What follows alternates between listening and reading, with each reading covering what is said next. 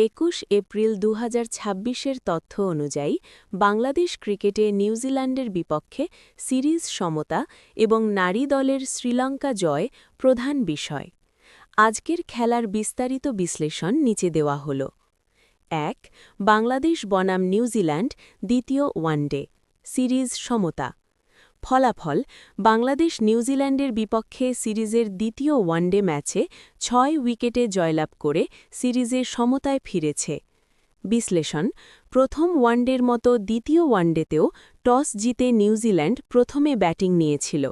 গরমের মধ্যে নিউজিল্যান্ডের নির্ধারিত স্কোরের বিপরীতে তানজিদ হাসানের আগ্রাসী ব্যাটিং ও দলীয় প্রচেষ্টায় বাংলাদেশ জয়ের ভিত গড়ে তোলে। বাংলা ট্রিবিউন। ২. নারী ক্রিকেট বাংলাদেশ বনাম শ্রীলঙ্কা। ফলাফল: শ্রীলঙ্কার বিপক্ষে ওয়ানডে সিরিজে বাংলাদেশ নারী দল জয় দিয়ে শুরু করেছে। বিশেষত্ব: রাজশাহীতে অনুষ্ঠিত ম্যাচটিতে নিগার সুলতানা জ্যোতির নেতৃত্বাধীন দল শ্রীলঙ্কাকে হারিয়েছে। বাংলা ট্রিবিউন। ৩. বাংলাদেশ ফুটবল ও অন্যান্য খেলা।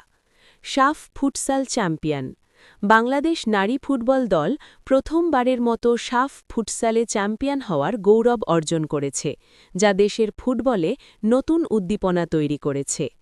নতুন স্ট্রাইকার ব্রিটিশ ক্লাব বার্মিংহ্যাম সিটির হয়ে খেলা তরুণ তুর্কি ইউসুফ আহমেদকে নিয়ে বাংলাদেশ ফুটবলে দারুণ আলোচনা চলছে, তবে বয়সের বাধ্যবাধকতায় এশিয়ান কাপে তার অংশগ্রহণ নিয়ে সংশয় রয়েছে।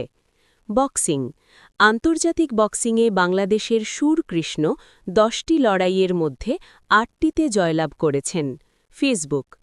৪. আজকের দিনের খেলা ২১ এপ্রিল ২০২৬-এ টিভিতে বিসিএল অর্থাৎ বাংলাদেশ ক্রিকেট লিগ উত্তরাঞ্চল দক্ষিণাঞ্চল সকাল ৯:৩০ এবং পূর্বাঞ্চল মধ্যাঞ্চল সকাল